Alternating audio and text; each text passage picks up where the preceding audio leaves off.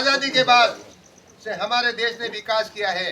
वैज्ञानिक टेक्नोलॉजी के क्षेत्र में, अंतरिक्ष में, सामाजिक, आर्थिक और राजनीतिक स्वरूप को बदलने में परिवर्तन हुआ है। लेकिन जो जनता चाहती है, जनता को मतलब मूलभूत सुविधाएं मिलनी चाहिए। जनता क्या चाहती है? मूलभूत सुविधाएं चाहती है। मूलभूत सुविधाओं में रोटी, कपड़ा, मकान, शिक्षा, चिकित्सा, ये सी सुविधाएं चाहती है।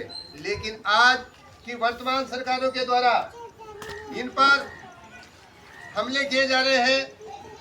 बहुराष्ट्रीय कंपनियों को हमारे देश में बुलाया जा रहा है, जबरदस्ती उनको प्रलोभन देकर के देश को लुटाया जा रहा है।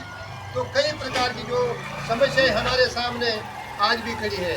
तो साथियों, जो आंदोलनकारियों का संघर्ष था, उस संघर्ष को हम भुला नहीं सकते और आज हमको भी संघर्ष करने की आवश्यकता है। और संघर्ष केवल इन काले कानूनों के खिलाफ, सरकार की नीतियों के खिलाफ, जो जन विरोधी नीतियां हैं, किसान विरोधी नीति है, मजदूर विरोधी नीति है। आज शिक्षा के क्षेत्र में कितना आमूलचूल परिवर्तन किया जा रहा है, शिक्षा को तबाह किया जा रहा है, जगह जगह स्कूलों को बंद किया जा रहा है, बेरोजगारों को रोजगार नहीं मिल रहा, किसानी खेती के लिए मतलब खाद नहीं मिल रहा और कई प्रकार की मतलब जो सब्सिडी है वो खत्म कर दी गई है। मजदूरों के लिए मतलब सारे जो कानून थे वो खत्म कर दिए गए हैं। तो साथियों, आज के समय में ये भारतवर्ष की जनता सुरक्षित नहीं है। तो इस सुरक्षा को प्राप्त करने के लिए हमें आंदोलन और संघर्ष करने की जरूरत है। इसलिए साथियों, इस स्वतंत्रता दिवस के उपलक्ष्य में हम केवल झंडे को फहरा लेना और मिठाई खा लेना, तालियां बजा देना और सांस्कृतिक कार्यक्रमों का आनंद ले लेना और वैसे मौज मस्ती कर लेना, यही हमारी स्वतंत्रता नहीं है। हमारी स्वतंत्रता है साथियों, जो मूलभूत आवश्यकताएं हैं जनता की, वो मिलनी चाहिए और नहीं मिल रही है तो उसके लिए हमें संघर्ष करने की आवश्यकता है।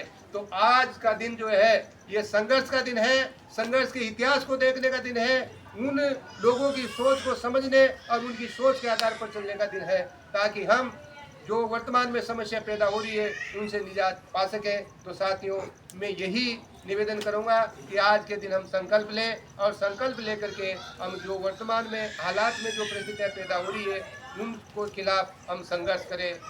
इनकलाब जिंदाबाद। स्वतंत्रता प्राप्त करने के लिए कई साथियों ने कुर्बानियां दी, कई प्रकार की यातनाएं हमारे भारतवासियों के द्वारा सहन की गई।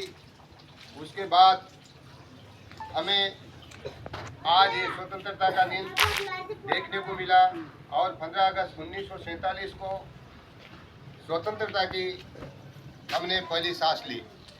साथियों, पहले हमारे देश पर गोरों का राज था, लेकिन हमारे सामने सवाल ये है कि हम गोरों के राज से मुक्ति पाने के लिए हमारा संघर्ष नहीं था, बल्कि उस समय फैल रही सामाजिक कुरीतियाँ, शोषण, दमन, अत्याचार और कई प्रकार के मतलब ये से टैक्स जो जनता के ऊपर लादे जा रहे थे, जिससे जनता गरीब से गरीब होती जा रही थी और बेरोजगारों को रोजगार नहीं मिल रहा था। उसके साथ साथ बेगारी से अपने खेत में फसल बोने का अधिकार नहीं था।